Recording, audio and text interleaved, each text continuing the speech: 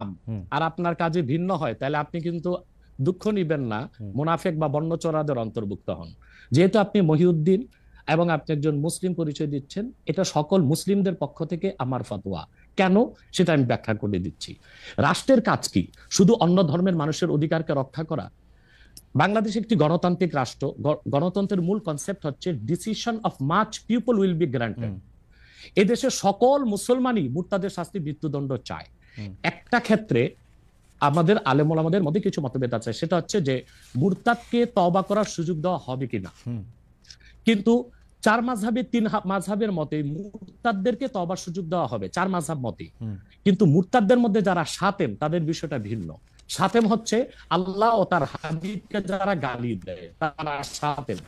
তাদের ক্ষেত্রে শাফি, মালিকি, হাম্বলি তিন মাযহাব এবং হানাফি পূর্ববর্তী রয় পরবর্তী ফকিহদের মতে যে তাদের তওবা কবুল করা হবে না এবং তাদের মৃত্যুদণ্ড কার্যকর করা হবে। কার্যকর করবে কে? একটা শরিয়া রাষ্ট্র। হুম যেহেতু বাংলাদেশ একটি শরিয়া রাষ্ট্র নয় হুম এবং এখানে মুসলমানদের মৌলিক কোন অধিকারই রক্ষা করা হচ্ছে না। হুম দেখুন, আপনি দাউদ হায়দার এদেশে সে শাতিম ছিল, আল্লাহ তার হাবিব সাল্লাল্লাহু আলাইহি ওয়াসাল্লামের শানে গালি দিয়েছিল। তখন এদেশের তখন যে সরকার ছিল তারা তাকে জামায়াতদের বিদেশ পাঠিয়ে দিয়েছে। একই অবস্থা তাসলিমা নাসরিন, যখন প্রচুর বই লিখেছে এবং আল্লাহ তার হাবিবকে গালি দিয়েছে, আম্মাজান আয়েশা রাদিয়াল্লাহু তাআলা আনহার চরিত্র নিয়ে কথা বলেছে, তখন তৎকালীন সরকার তাকে সম্পূর্ণ নিরাপত্তা দিয়ে, তার সিকিউরিটি থ্রেট যেন না থাকে, হুম তাকে বিদেশ পাঠিয়ে দিয়েছে। আর তখন আন্দোলন করে প্রচুর লোক বাংলাদেশে শহীদ হয়েছিল। হুম এরপরে আপনারা দেখেছেন যে 13 সালে যখন শাহবাগ চত্বর হলো, শাহবাগ চত্বরটা কেন হয়েছিল? সেটা কি হয়েছিল ইসলামকে আঘাত করার জন্য, না যুদ্ধাপরাধীদের শাস্তি দাবিতে? কিন্তু যুদ্ধাপরাধীদের শাস্তির দাবিতে যে ব্লগাররা যা খুশি তা করলো, আল্লাহ তার হাবিব সাল্লাল্লাহু আলাইহি ওয়াসাল্লামকে গালি দিল, ইসলামকে আঘাত করলো, তখন যে সরকার ছিল তাদেরকে সুতি প্রতিরোধ করতে পারত। তারই ধারাবাহিকতায় 2013 সালের 5ই মে শাপলা চত্বরে আমরা আন্দোলনে নামলাম।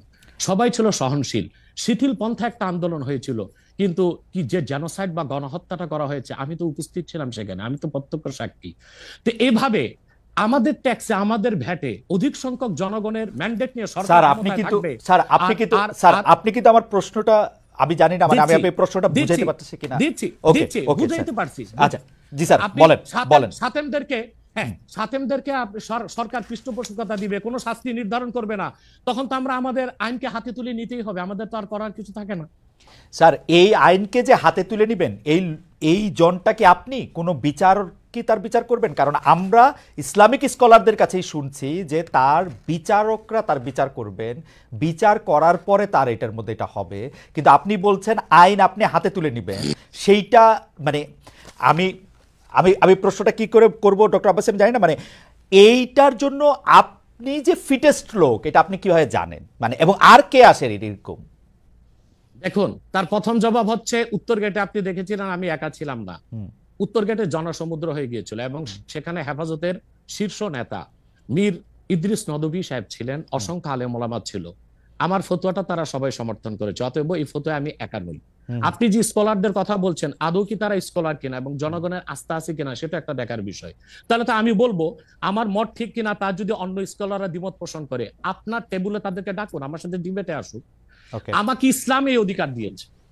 আপনি তো এর আগে অনেক মানে আমরা কোথায় কনফিউজড হই স্যার, আমরা যারা আপনার মতো এত এই মানের আলেম না, কিন্তু অন্য আলেমদের মুখে আমরা যখন শুনি যে এটা আসলে বিচার করতে হবে, কেউ আসলে ফতোয়া দিতে পারে কেউ দিতে পারে না, এবং আপনি যখন আরেকজন ইসলামিক ক্লেরিক, আমরা নাম বলতে পারি ডক্টর মিজানুর রহমান আজহারি, তাকে নিয়েও বলেন যে তিনি কাফের, তাকে আসলে দেশ ছেড়ে চলে যেতে হবে, তখন তখন তখন আমরা একটু কনফিউজ হয়ে যাই। বলছি জি না, কনফিউজ হবেন কেন?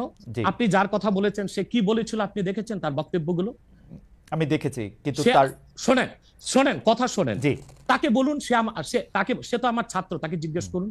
2007 সালে সে আমার থেকে সবক নিয়েছে দারুন রাজাত মাদ্রাসায়, আমি তার টিচার, আমি তার শিক্ষক, জি এবং তার শিক্ষকরাও আমাকে শিক্ষক মানে। হুম অতএব সে যদি, দেখুন আপনাকে পিছন থেকেই বলতে হচ্ছে, আপনি সময় দিতে হবে আমাকে। জি বল আপনি কিন্তু বসে আছেন একা, আমার কিন্তু কয়েক হাজার লোক বসে আছে আমার অপেক্ষায়, রাইট একটা শিডিউল প্রোগ্রাম রাইট আমি রেখে বসেছি আপনার রাইট এখানে। জি বলেন যেহেতু যেহেতু আপনার মাধ্যমে আমার মেসেজটা আমি অনেকের কাছে পৌঁছাতে পারবো। জি বল। আপনি যে ব্যক্তির নাম নিয়েছেন, তাকে আপনি কি দিয়ে তাকে স্কলার বলবেন? লক্ষ লক্ষ লোক হলে স্কলার হয়? এটা কোনো কথা নয়। দ্বিতীয় কথা হচ্ছে সে মুফতি নয়, ফতুয়া দেবার অধিকার রাখে মুফতি। স্কলার হওয়া এক জিনিস, ওয়াইজ হওয়া এক জিনিস, মুফতি হওয়া আরেক জিনিস। মানে আমার কথা হচ্ছে, আমি কি গ্র্যান্ড মুফতি বাংলাদেশে তা আমি বলছি না, এটা বলার অথরিটি আমার নেই, কিন্তু আমার ফতুয়াতে কলম বসাবার মতো 10টা মুফতি আপনি বের করে দেন। এখন অন্য মুফতিরা বলছে না কেন, সেটা একটা সাহসিকতার বিষয় আছে, সেটা আরো কোনো তাদের প্রতিবন্ধকতা থাকতে পারে। যেমন আপনি দেখেছেন আওয়ামী শাসনের সময় দেশের অনেক বড় বড় আলেম শেখ হাসিনার দালালি করেছে, তো তারা কি এমন কোন ফতোয়া দিবে যে সরকার বেকায়দায় পড়ে? এখন অনেক আলেম আছে যেটা বর্তমান সরকারের নির্লজ্জ সমর্থন করে যাচ্ছে, কিন্তু এই সরকার ক্ষমতা আসার পর থেকে আমি শরিয়ার কোরআন সুন্নাহর আলোকে যতটুকু সমালোচনা করা দরকার গঠনমূলক সমালোচনা করে যাচ্ছি। আর আমাদের মতো 2-4-10 জন যারা মিডিয়াতে আছে তারাই কিন্তু দেশের আলেম না, হাজার হাজার আলেম ওলামা পীর মাশায়েখ নীরবে নিভৃতে নির্জনে ইসলামের খেদমত করে যাচ্ছে, তাদের মতামতটাও দেখতে হবে।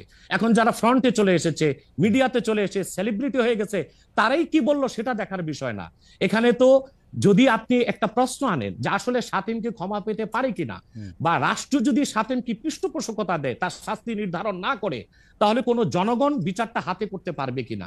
আপনি দেখুন পৃথিবীতে যত অভ্যুত্থান ও বিপ্লব হয়েছে জনগণ আইনকে হাতে তুলে নিয়েছে।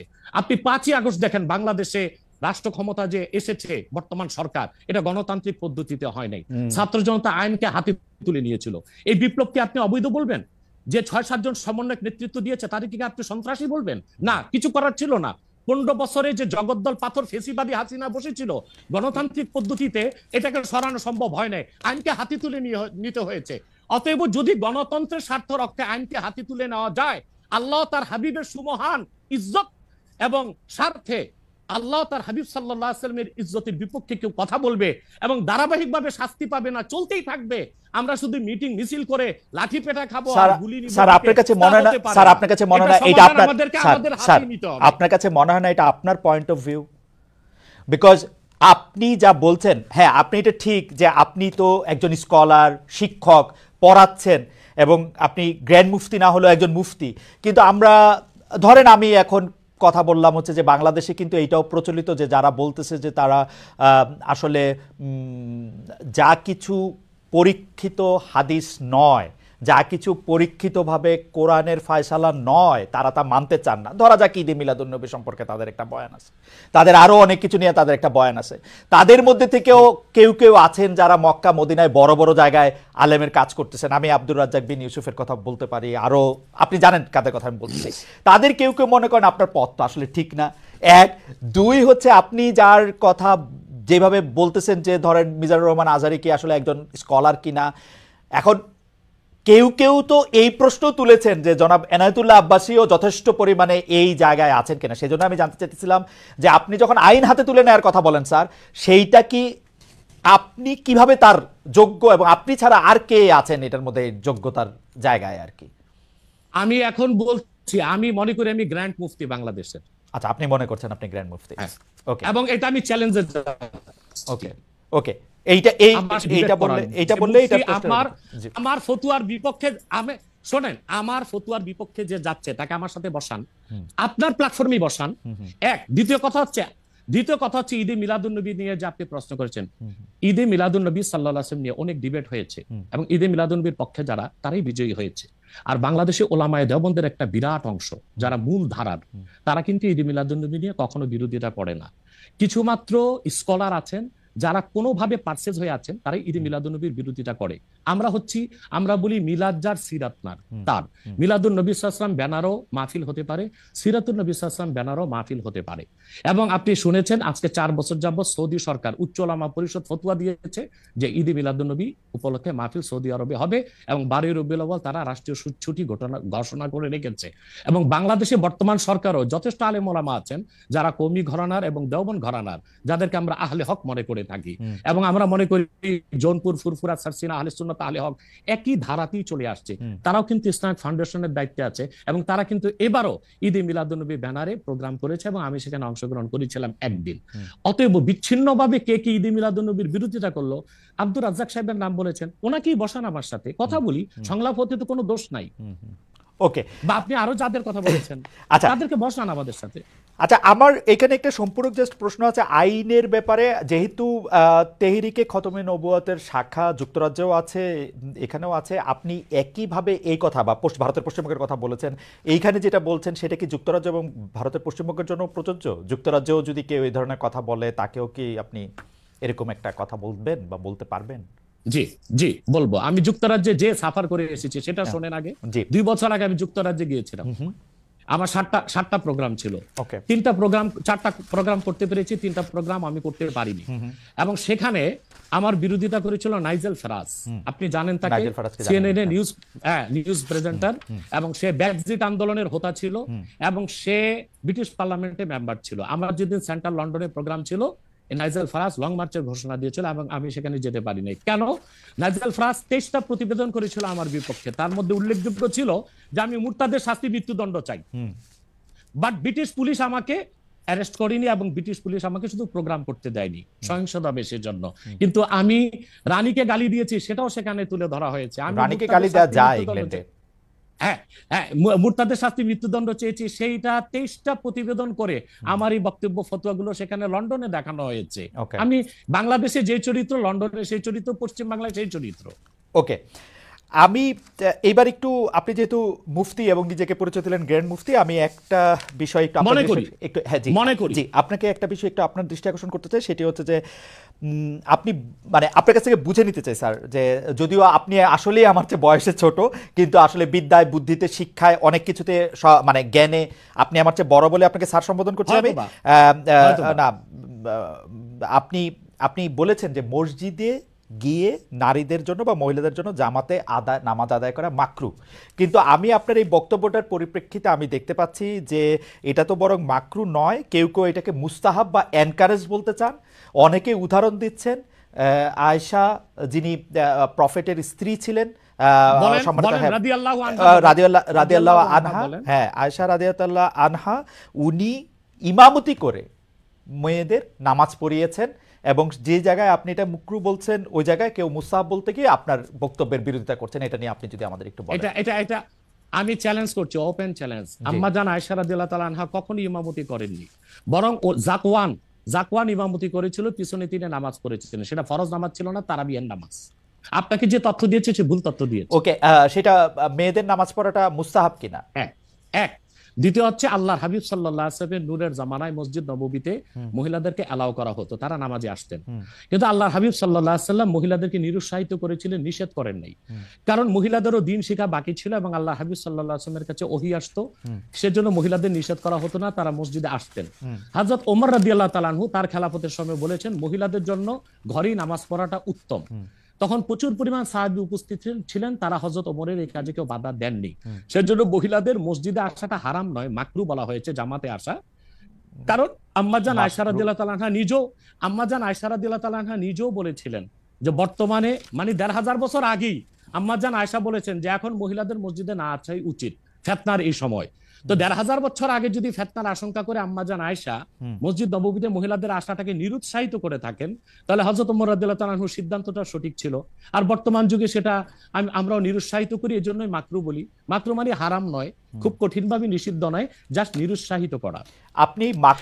আপনি মাকরু ফতোয়াটা কোথায় পেলেন? আর আপনি যে বলছেন যে কোথায় পেলাম বলছি, আনহা এটা পড়েন নাই, কিন্তু আমি এখন যেটা দেখতে পাচ্ছি যে women praying in congregation among themselves, সেটা মাদিনা বলে একটা পিরিয়ডিক্যালস বাইরে হয় মাদিনা ইউনিভার্সিটি থেকে, সেইখান থেকে একজন বলতেছেন যে এটা পড়ছেন। আমি তো এটা সত্য বিচার করতে পারবো না।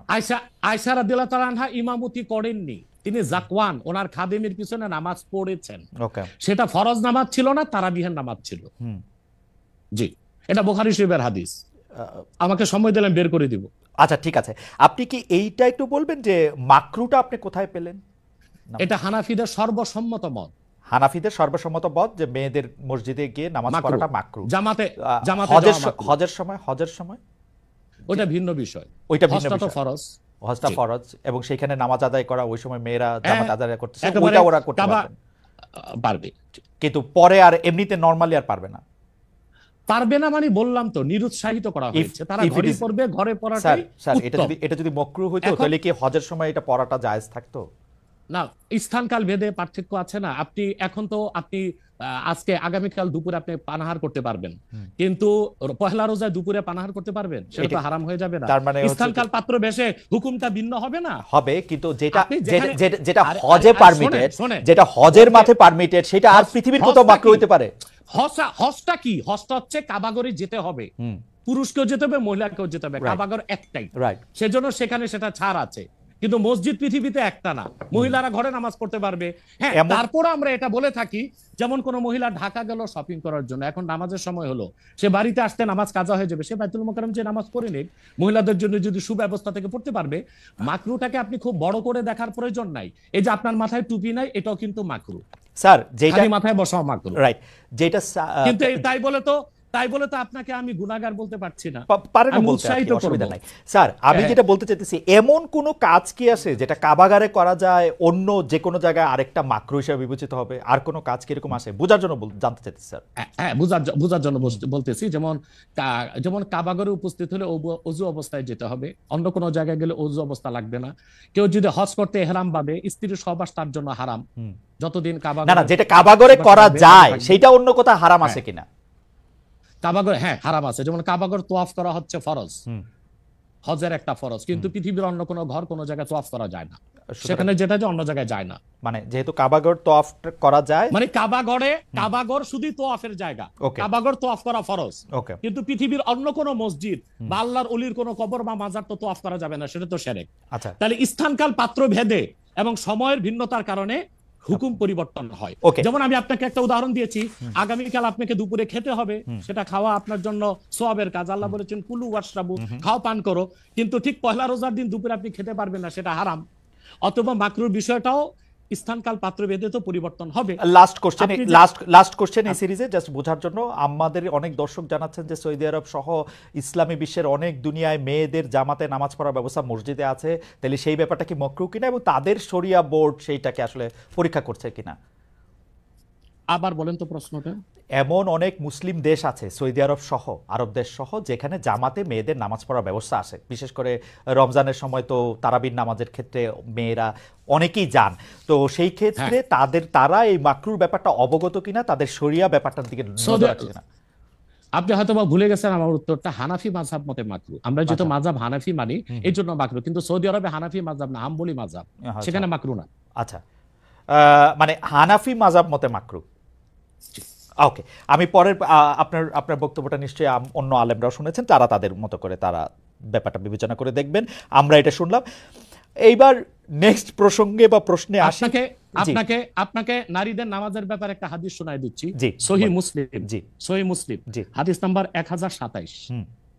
আন আমরাতা বিনতে আব্দুর রহমান أنها أخبرته أن عائشة زوج النبي صلى الله عليه وسلم قالت لو أدرك رسول الله صلى الله عليه وسلم ما أدرك النساء لمنعهن المسجد। পরিষ্কার সহিহ মুসলিমের হাদিস।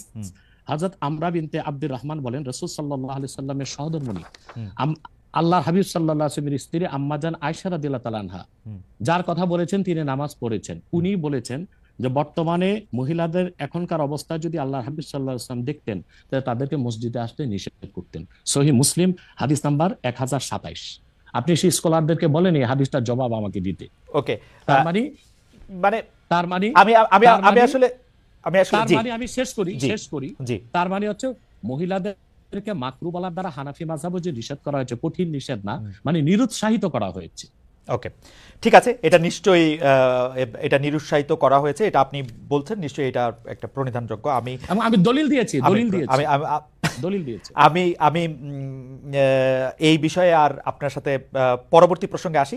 সেটা হচ্ছে যে আমরা মানে আপনি এখানে আসবেন, অনেকে অনেক ধরনের মন্তব্য করেন, প্রশ্ন করেন, অনেকের মধ্যে অনেক ধরনের উৎসাহ আছে, অনেক ধরনের জানার বিষয়ও আছে। সেই জন্য আপনি যেটাকে বলছে হচ্ছে যে আপনাকে বলা হচ্ছে যে একজন পেশাদার বক্তা, যখন যেহেতু আপনি বক্তৃতা দিয়ে টাকা নিয়ে থাকেন, এইটা আপনি ঘন্টায় কত টাকা নেন সেটা নিয়েও মানুষের মধ্যে উৎসাহ আছে। এই ধরনের বিষয় নিয়ে আপনি কি বলবেন? কেউ কেউ আবার বলে থাকেন আপনি যে বক্তৃতা দেন সেটা দিয়ে একটা নির্দিষ্ট অঙ্কের টাকা নেওয়াটাও আসলে ঠিক হচ্ছে কিনা সেটা নিয়ে অনেকে অনেকে প্রশ্ন। অনেকে, গোস্তাকি মাফ করবেন, অনেকে আপনাকে হেলিকপ্টার হুজুর বলেন কারণ আপনি বিভিন্ন জায়গায় হেলিকপ্টারে যেতে পছন্দ করেন। এই ধরনের নিউজ, এই ধরনের আলোচনা আপনি আসলে কিভাবে নিয়ে থাকেন? দেখেন, আপনি একজন স্বনামধন্য সাংবাদিক এবং আপনি সাংবাদিকতার মাধ্যমে বাংলাদেশের অনেক উপকার করেছেন, কিন্তু কোন হিংসুক বা নিন্দুক যদি বলে খালেদ মহিউদ্দিন একজন বাচাল, বাচালি করে টাকা কামাই করে, এটাকে আপনি মানবেন? মানবো। আমি বক্তা না, মানবো। আমি হচ্ছে দায়ী কথাই তো বেচা আমি খাই। দায়ী লাল্লাহ। আমি আমি আমি আমি আপনি ঠোঁটে চেয়ে খান, কিন্তু আমি মেধা দিয়ে সেবা করি মানুষকে। আমি বক্তা নই। আমার পরিচয় হচ্ছে, দেখুন আমাদের একটা ইতিহাস আছে, আমি পেশাদার কোনো বক্তা নই, আমি হচ্ছে দায়ী লাল্লাহ, আল্লাহর দিনের দাওয়াত মানুষের কাছে পৌঁছে দিই। এখন আসে টাকার বিষয়। বাংলাদেশে কেউ কোনোদিন দেখাতে পারবে না আমি আমার নিজের জন্য কোনো টাকা চেয়ে নেই। যদি আমি কোনো প্রোগ্রামে কন্ট্যাক্ট করে টাকা নিতাম তো সর্বনিম্ন 3 লাখ টাকা রেট রাখতাম, কিন্তু কখনো কখনো আমাকে তারা খুশি হয়ে যা দেয় সেটা আমি নিয়ে থাকি। দ্বিতীয় হচ্ছে হেলিকপ্টার প্রসঙ্গ, এটা হচ্ছে আমার অত্যন্ত প্রয়োজন। হেলিকপ্টারটা আমার চেয়ে বেশি বাংলাদেশে শেখ হাসিনা ব্যবহার করেন, এটা আমি অহংকার করে বলছি না, আল্লাহ তাআলার শুকরিয়া আদায় করছি। এবং বাংলাদেশে অনেক বক্তা বা স্কলার এক সময় আমার বিরোধিতা করেছে, আমি হেলিকপ্টার কেন চলি, হেলিকপ্টারে কেন যাই। বাংলাদেশে 2014 সাল থেকে ব্যাপকভাবে আমি হেলিকপ্টারে যাচ্ছি। এখন অনেক বক্তা, স্কলার বা স্ক্রু ড্রাইভার যাই বলেন, তারা হেলিকপ্টার ব্যবহার করছে, এখন আর সমস্যা হচ্ছে না। আমার তো আর কি সমস্যা ছিল। হেলিকপ্টারটা কেন ব্যবহার করি, আপনাকে একটা সহজ উদাহরণ দিচ্ছি।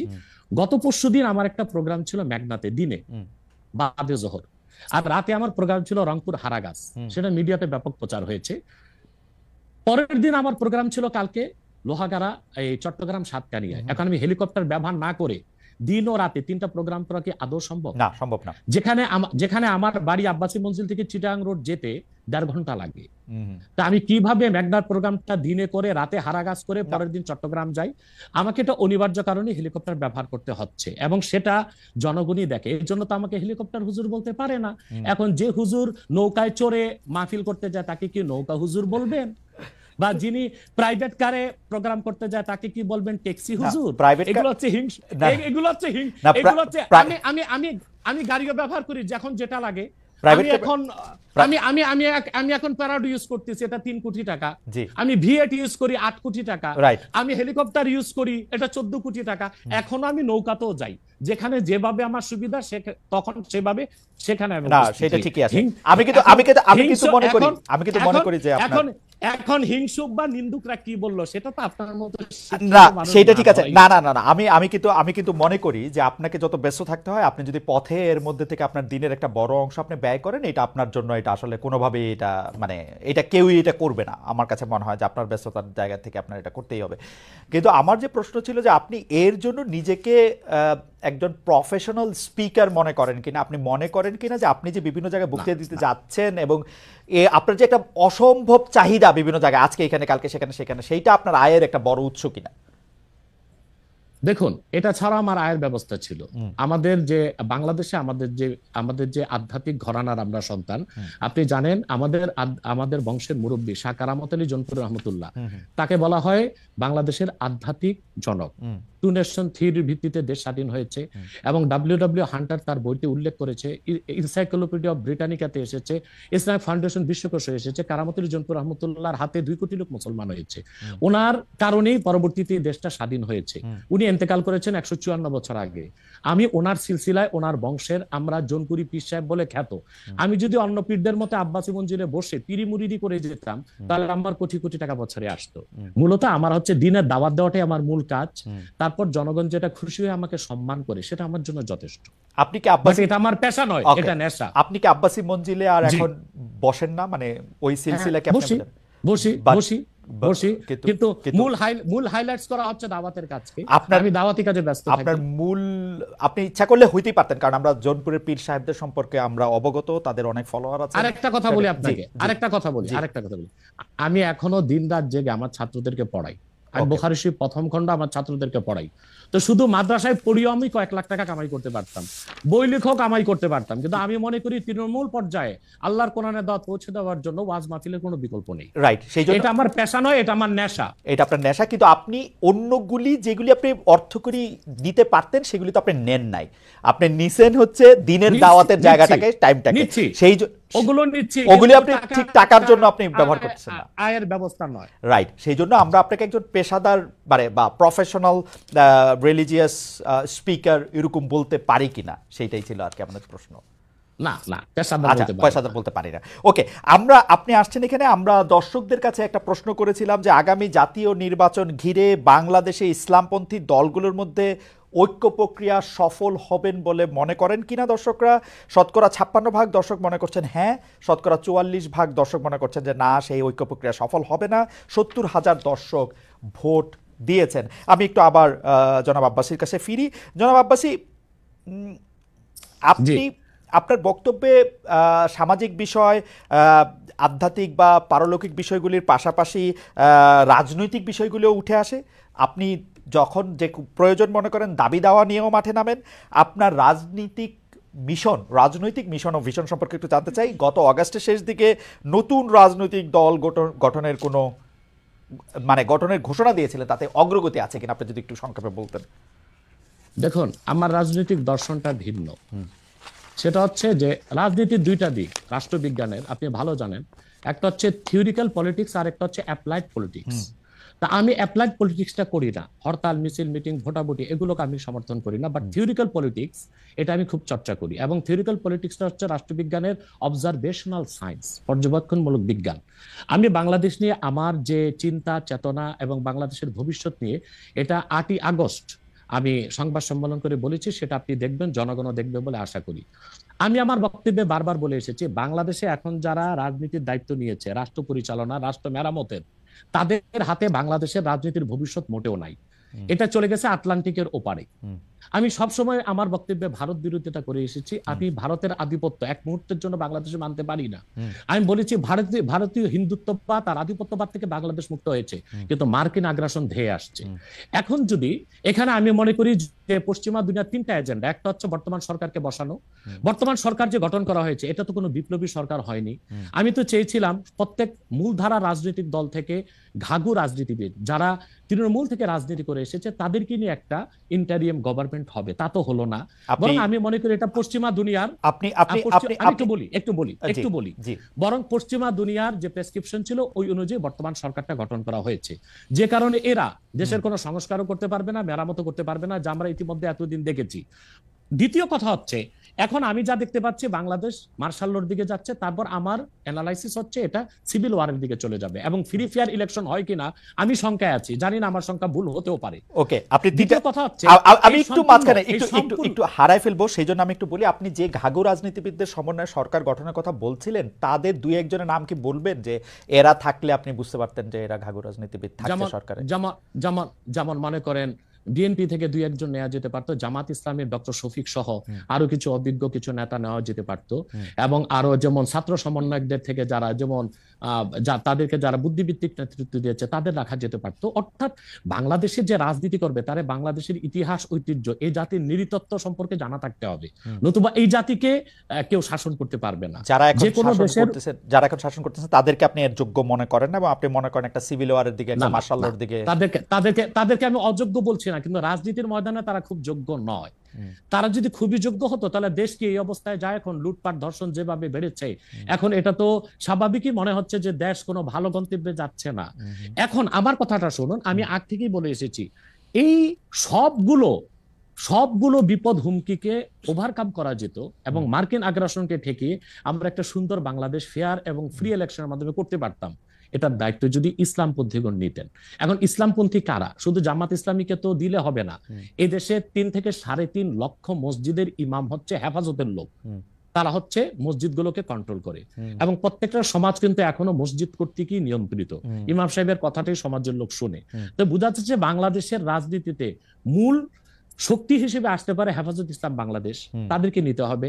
জামাত ইসলামী আছে, খেলাফত আছে, অন্যান্য ইসলামী দলগুলোকে নিয়ে যদি একটা অ্যালায়েন্স করা যেত, তাহলে বাংলাদেশে যে কোনো আগ্রাসনও ঠেকানো যেত, ফ্রি অ্যান্ড ফেয়ার ইলেকশনও করা যেত, এবং অন্তত শতাধিক আসন নিয়ে ইসলামপন্থীগণ সংসদে যেতে পারত। ওকে, ইসলামপন্থীদের কথা যেহেতু আসলো, মানে আপনাকে প্রথমে একটু প্রশ্ন করে রাখতে চাই যে আপনি নতুন রাজনৈতিক দল ঘোষণা অগাস্টে দিয়েছিলেন, আপনার রাজনৈতিক দর্শনের কথাও বললেন যেটা অনেকের থেকে আলাদা। বর্তমানে যেসব রাজনৈতিক ইসলামী আদর্শে অনুপ্রাণিত রাজনৈতিক দল আছে জামাত ইসলামী সহ, তাদের কারোর সাথে যুক্ত হওয়া বা তাদের কারোর ব্যাপারে মানে তাদের অন্তর্ভুক্ত হওয়ার কি আপনি ভাবছেন, বা তাদের কাউকে আপনি সহি ইসলামিক আদর্শে অনুপ্রাণিত রাজনৈতিক দল মনে করেন কিনা? দেখুন, আমি আগেই বলেছি যে আমি অ্যাপ্লাইড পলিটিক্স করি না, আমি থিওরিক্যাল পলিটিক্স করি। কারণ আমি খেলাফার আদর্শে বিশ্বাসী, আমি ডেমোক্রেসিতে বিশ্বাসী নই। আমি মনে করি ডেমোক্রেসি বা গণতন্ত্রটা পৃথিবীর মানুষকে প্রতারিত করছে। ডেমোক্রেসি বা গণতন্ত্রের সুবিধা নিচ্ছে আমেরিকা এবং কয়েকটা ইউরোপিয়ান দেশ। আমাদের মতো তৃতীয় বিশ্বের দেশগুলো গণতন্ত্রটাই আমাদের জন্য অভিশাপ। আমাদের কোনো স্বাধীন পররাষ্ট্রনীতি নেই, আমাদের কোনো ট্যাক্সই অর্থনীতি নেই, আমাদের কোনো পূর্ণাঙ্গ শিক্ষা ব্যবস্থা নেই, আমাদের কোনো সুস্থ সংস্কৃতি নেই। এটার জন্য ডেমোক্রেসিকে একটা আপনি বাধা মনে করতেছেন? এই যে নাই যে এবং অভিশাপ মনে করি, অভিশাপ মনে করি। তাহলে তো এই জন্য এখন যারা বাংলাদেশে রাজনীতি করছে ইসলামী রাজনীতির ব্যানারে, তা তো ডেমোক্রেসি করছে, অথবা আমি তাদের সাথে যুক্ত হওয়ার প্রশ্নই আসে না। তবে তারা যেন সুবিধাজনক ভাবে সংসদে যেতে পারে, বিরাট সংখ্যক একটি প্রতিনিধি দল নেই, সেটা আমি চাই। এটা শরীয়তের একটা বিধান আছে, আর জারুরাতু তাতাকাদ্দারু বিকাদ্রি জারুরা। ডেমোক্রেসিকে আমি পছন্দ করি না, কিন্তু বিশেষ মুহূর্তে বড় বিপদকে ঠেকাতে মাঝে মধ্যে হারাম জিনিসটাকে কিছু সময়ের জন্য হারাম জেনে কিছু সময়ের জন্য শিথিলতায় যাওয়া যায়। সেজন্য আমি মনে প্রাণে চাই, আমি খেলাফায় বিশ্বাসী হলেও এদেশে যারা ইসলামী রাজনীতির ব্যানারে আন্দোলন করছে সর্বোচ্চ সংখ্যক আসন নিয়ে তারা সংসদে যান। কিন্তু তাদের মধ্যে তো অনেকগুলি ফ্র্যাকশন আছে, একজন আরেকজনের ঠিক বিশ্বাস করে না। জামায়াতে ইসলামীকে যেমন ধরেন, জামায়াতে ইসলামী অনেক ইসলামিক রাজনৈতিক দলের কাছেই খুব গ্রহণযোগ্য দল না। আমরা দেখেছি যে হেফাজতে ইসলামীর আন্দোলনের ক্ষেত্রে শেখ হাসিনাকে কওমি জননী উপহার দেওয়া, শেখ হাসিনার সাথে হাতকে শক্তিশালী করার জন্য হেফাজতের বিভিন্ন নেতৃবৃন্দের বিভিন্ন সময় সার্বিক অবস্থান জামাতে ইসলামীকে ঠেকানোর জন্য হয়েছিল। আপনি নিশ্চয়ই খেয়াল করেছেন। আমি এই ফ্র্যাকশনগুলো আলাদা আলাদা করে বলতে পারি। চরমোনাই সাহেবের যে একমত নই, এটা আমি একমত নই। হেফাজত ইসলামী আর জামাত ইসলামের মধ্যে জামাত ইসলামী আমি বলি এক হচ্ছে জামাত ইসলামীর যিনি প্রতিষ্ঠাতা ছিলেন আবুল আলা মওদুদী, তিনি মুহাদ্দিসও ছিলেন না, মুফাসসিরও ছিলেন না, তবে তিনি ছিলেন দার্শনিক এবং রাষ্ট্রচিন্তক। তো জামাত ইসলামী যারা করছেন তারা তো আসলে আবুল আলা মওদুদীর কোনো মাসালা বা ফেকা মানতেছে না। এবং জামাত ইসলামী তো অসংখ্য লোক আমি দেখেছি দক্ষিণ চট্টগ্রামে, তারা আমাদের মতো কট্টর সুন্নি, অর্থাৎ তারা মিলাদ কিয়াম করতেছে, তারা পিরি মুরিদি মানতেছে, কিন্তু রাজনৈতিকভাবে তারা জামাত ইসলামী করতেছে। তার মানে হচ্ছে 1922 সালে জিএনএ গ্র্যান্ড ন্যাশনাল অ্যাসেম্বলির মাধ্যমে কামাল পাশা আতাতুর্ক তুরস্কের মধ্যে ইসলামী শাসন ব্যবস্থার জন্য আর না হয় সেই ব্যবস্থা করেছিল। তারপরে প্যান ইসলামিজম নিয়ে আসলো জামালউদ্দিন আফগানি। পরবর্তীতে 1942 সালে আবুল আলা মওদুদী চিন্তা করলেন যে এই সংকটকালীন মুহূর্তে ইসলামী রাষ্ট্র প্রতিষ্ঠার জন্য গণতন্ত্রটাকে বেছে নেওয়া যেতে পারে। এটাই ছিল তার রাষ্ট্রের চিন্তা, আর সেটাই জামাত ইসলামের লোকজন অনুসরণ করছে। কিন্তু জামাত ইসলামের লোকজনগুলো কিন্তু আবুল আলা মওদুদীকে ইমাম হিসেবেও মানে না, কিংবা তার মাসালাও নিচ্ছে না, শুধু রাষ্ট্র। কিন্তু ডক্টর আব্বাসী এই কথাটা আপনি বলতেছেন, আমি তো জামায়াতের কোন নেতার মুখে এরকম শুনি নাই। আমি বলছি এখন ইসলামী একটি রাষ্ট্র প্রতিষ্ঠার জন্য তারা আবুল আলা মওদুদীর রাষ্ট্র চিন্তাটা নিয়েছে। এখন আমরা বা অন্য হেফাজত ইসলাম বা কওমি ঘরানার যারা বিরোধিতা করি জামাতের, সেটা হচ্ছে আবুল আলা মওদুদীর আকীদা যে ভুল ত্রুটি ছিল সেটার বিরোধিতা করি আমরা। কিন্তু একটা কথা মনে রাখবেন, ইসলামের মৌলিক বিশ্বাসের ক্ষেত্রে জৌনপুর, ফুরফুরা, দেওবন্দ, কওমি, চরমোনাই, জামাত, মসজিদ সবাই কিন্তু এক। ওকে, আপনি দেখেন, আপনি মনে করছেন যে আপনি দেখেন, আমি বলি যেমন 13 সালের 5ই মে শাপলা চত্বর আমি উপস্থিত হয়েছিলাম কয়েক লক্ষ লোক নিয়ে। আমি তো জৌনপুরের এবং আমাকে সুন্নি বলেই জানে, কারণ হেফাজত ইসলামের 13 দফা দাবি আমাদের সকল মুসলমানের দাবি ছিল। এবং সেখানে সারা বাংলাদেশ থেকে 13 সালের 5ই মে জামাত ইসলামী ও শিবিরের লোকজন 200 বাস নিয়ে উপস্থিত হয়েছিল, কারণ ওই 13 দফা দাবির পক্ষে তারাও ছিল। হয়তোবা তারা রাজনৈতিকভাবে বলতে পারছে না, কিন্তু সেখানে উপস্থিত হয়েছিল। তো কথা হচ্ছে যে মৌলিক বিশ্বাসের ক্ষেত্রে সকল মাসলাকের মুসলমান এক, কিন্তু বাংলাদেশে রাজনীতি করার ক্ষেত্রে কিংবা নিজ নিজ অবস্থান ধরে রাখার জন্য শাখা প্রশাখাগত বিষয়ে একটু দ্বন্দ্ব আছে, এটা তো থাকতেই পারে। একটা ঘরে যদি 5টা ভাই থাকে, 5 ভাই কি আপনি যেটাকে শাখা প্রশাখাগত দ্বন্দ্ব বলতেছেন, সেই দ্বন্দ্ব আমরা অনেক সময় অনেক প্রকট দেখি। কেউ কেউ বলেন যে একজন আরেকজনকে বলেন যে তারা আসলে নাস্তিকদের থেকেও খারাপ, আরেকজন আরেকজনকে বলেন তারা বিধর্মী থেকেও খারাপ, একজন আলেম আরেকজন আলেমকে বলেন, সেগুলি আমরা শুনি এবং রাজনৈতিক কারণে বলেন। অনেক সময় সেটি মানে কোনো বিষয়ের ব্যাখ্যা দিতে গিয়া না, রাজনৈতিক অবস্থানের কারণে বলেন। আমরা দেখেছি যে বাংলাদেশের ইসলামিক রাজনৈতিক দল, আমি এই মুহূর্তে নাম বলছি না, কিন্তু তারা জনসভায় ভাষণে বলেছেন যে তাদের আসলে জামায়াতে ইসলামীকে ঠেকানোই তাদের রাজনৈতিক আদর্শ। এটা তো হিংসা, প্রতিহিংসা। তো সেইটা তো আমি বলি একটা আপনাকে উদাহরণ দিচ্ছি। যেমন জামাত ইসলামীর যারা বিরোধিতা চরম পড়ে, আমি তো জামাত ইসলামের সমালোচনা করি গঠনমূলক, যেটা তাদের সংশোধন করা দরকার সেটা করতে হবে। কিন্তু আমি কি কখনো বলতে পারি যে জামাতের লোকজন নাস্তিকদের চেয়েও খারাপ? এটা কি বলা যায়? আপনি বলুন। এখন মনে করেন 13ই মে, আপনি বলছেন সেটা বলছি না, কিন্তু আমি বলছি একজন ইসলামী আলেম বলে আমরা একজনকে চিনি, তিনি আরেকজনকে বলতেছেন। আমি তাকে চিনি। ওই লোকটা যে লোকটা বলেছেন তার নামটা আমিও নিব না, কিন্তু বাংলাদেশে এমন অনেক ইসলামী রাজনীতির ব্যানারে রাজনীতি করছেন যারা কিনা মোসাদ বা র কিংবা সিআই এর পেইড এজেন্ট হয়ে বসে আছেন। এখন রাজনৈতিক আক্রোশে অনেকে অনেক কথাই বলে, যেমন জামাত ইসলামীর বিরোধিতা করতে যে ফরিদউদ্দিন মাসুদ এবং কিছু আলেম শাহবাগীদের সাথে একাত্মতা ঘোষণা করছে। এটা কেন করছে? তাহলে কি শাহবাগী না, তাহলে কি মতিউর রহমান নেজামী, দেলোয়ার হোসেন সাইদি তাদের চেয়ে ভালো ছিল শাহবাগীরা? যে মতিউর রহমান নেজামী, দেলোয়ার হোসেন সাইদি বা জামাতের যাদের ফাঁসি হয়েছে তাদের ফাঁসি রায় কার্যকর করতে ফরিদউদ্দিন মাসুদ শাপলা চত্বরে চলে গেছে, শাপলা চত্বর না শাহবাগ চত্বরে চলে গেছে, নাস্তিক ব্লগারদের সাথে একাত্মতা ঘোষণা করছে। তো বুঝাই যাচ্ছে এটা একটা রাজনৈতিক আক্রোশ ছিল, রয়ের পারপাস সার্ভ করার জন্য এই কাজটা করেছিল কিছু আলেম। অথবা ওই ধরনের কোন আলেম কি বললো, তার মুরিদ কত, তার জনসংখ্যা কত, সেটা কোনো দেখার বিষয় না। সেটা বুঝাই যাচ্ছে কোন একটা ইন্টেনশন থেকে সে কাজটা করেছে বা বলেছে। কিন্তু আমাদেরকে তো ইনসাফে থাকতে হবে। আমরা আবুল আলা মওদুদীর বা জামাত ইসলামীর সমালোচনা গঠনমূলক ভাবে করে আসছি, করতেছি। যেমন আমি জামাত ইসলামী মানে আপনি যেমন বললেন যে মওদুদী সাহেবের ফিলোসফিটা জামাতে ইসলামী আসলে সেইভাবে নিতেছে না, কিন্তু আমি কিন্তু ডক্টর আব্বাস, আমি কিন্তু এই কথা জামাতে ইসলামের কোন শীর্ষ নেতৃত্বের কাছে শুনি নাই। সত্যি কথা বলবে না। হ্যাঁ, বলবে না কেন? বলবে না কেন? তারা যদি এটা না নেয় তাহলে এটা বলবে না কেন? হতে পারে এই জন্য বলবে না যে আপনার কর্মীদের মনোবল ভেঙে যাবে। কিন্তু আমি শীর্ষ নেতাদের মুখে শুনেছি, দেলোয়ার হোসেন সাইদি সাহেব একজন বাংলাদেশে জাদ্রেল একজন স্কলার ছিলেন, এবং আপনি জানেন তার জনপ্রিয়তা এখনো কিন্তু একেবারে আকাশ জনপ্রিয়, আলহামদুলিল্লাহ। সেটা বলি, সাইদি সাহেব ব্যক্তিগত জীবনে আবুল আলা মওদুদীর কোনো মাসালা মেনেছিলেন? তিনি তো হানাফি মাযহাবের মতে নামাজ পড়তেন, লম্বা দাড়ি রাখতেন, এবং তিনি পীর ঘরানা থেকে এসেছেন। তার বাবা ছিলেন ফুরফুরার মুরিদ। ডক্টর আব্বাসী, আমি এটা প্রশ্ন সরাসরি করি। ডক্টর আব্বাসী, আমি এটা প্রশ্ন সরাসরি করি।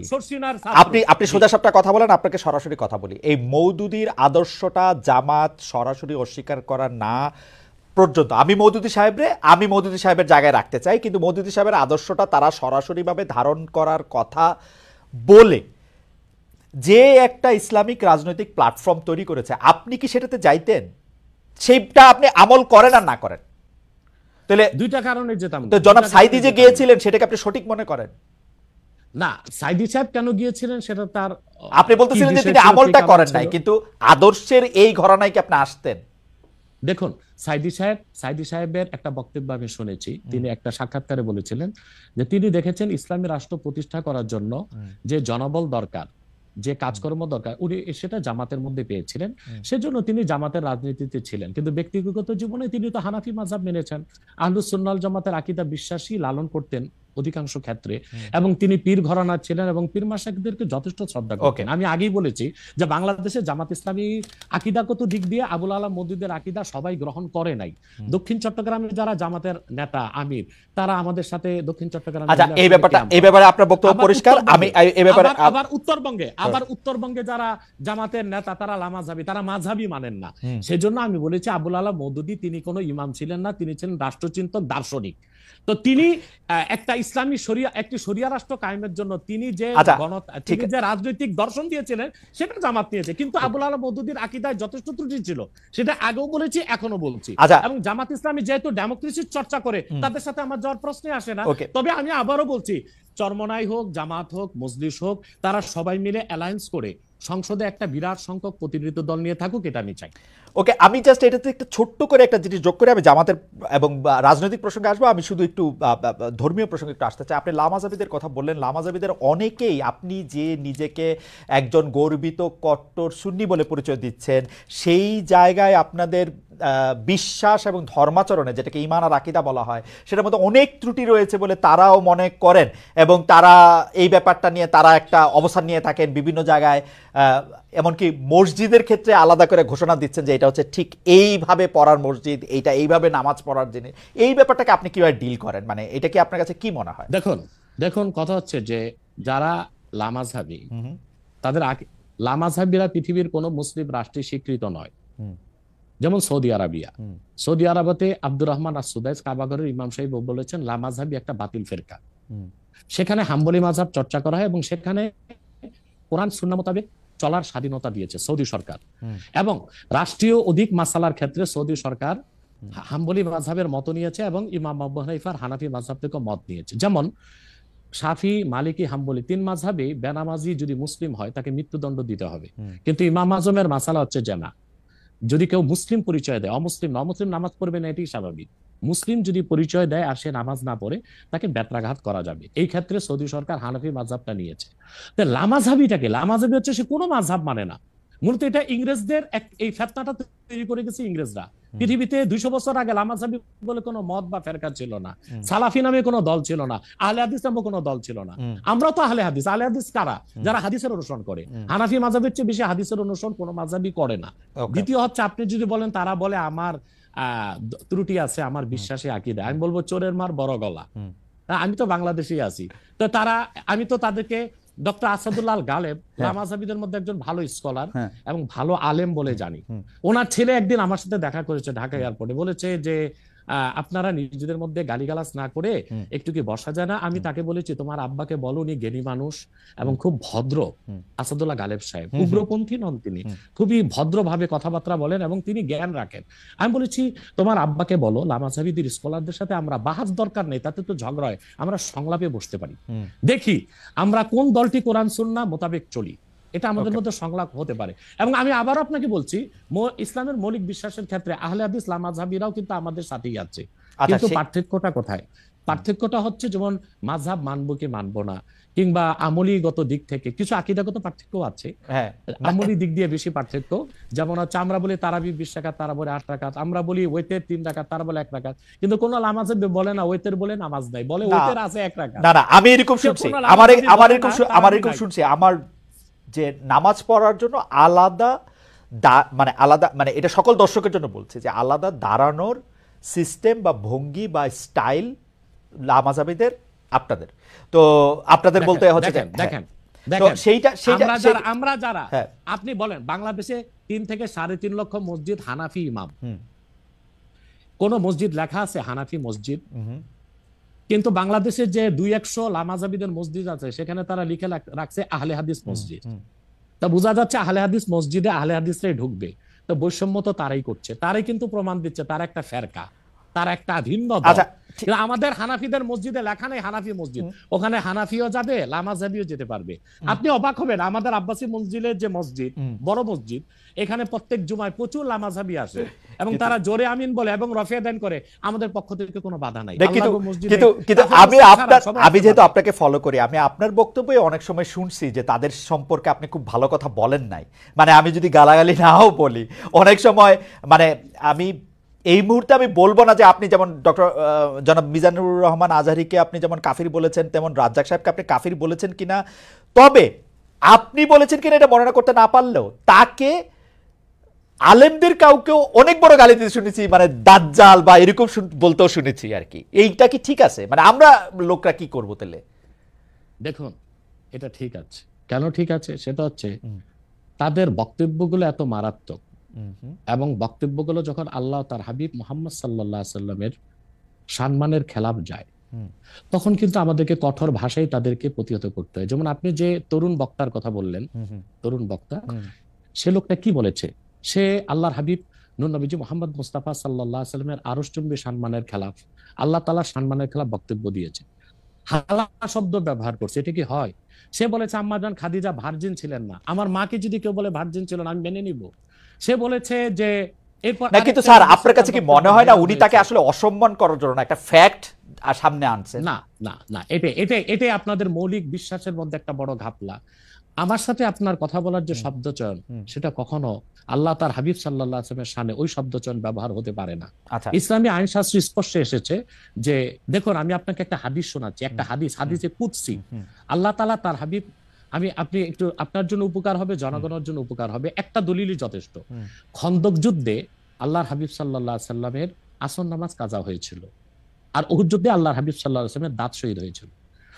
উহুদ যুদ্ধে আল্লাহ হাবিব সাল্লাল্লাহু আলাইহি ওয়াসাল্লামের দাঁত শহীদ হওয়ার পর আল্লাহ হাবিব সাল্লাল্লাহু আলাইহি ওয়াসাল্লাম কাফিরদেরকে বদদুয়া করেন নাই, কিন্তু খন্দক যুদ্ধে নামাজটা ছুটে যাওয়াতে এত কষ্ট পেয়েছেন আল্লাহর হাবিব, তিনি বদদুয়া করেছেন, আল্লাহুম্মা ইমলা বুতুনাহুম ওয়া কুবুরহুম নারা, আল্লাহ কাফিরদের কবরগুলো আর সিনাগুলো জাহান্নামের আগুন দিয়ে ভরপুর করে দাও, তাদের কারণে আসর নামাজটা পড়তে পারলাম না। মাগরিবের পর আল্লাহর হাবিব সাল্লাল্লাহু আলাইহি ওয়াসাল্লাম আসর কাজা করে মাগরিব পড়েছেন।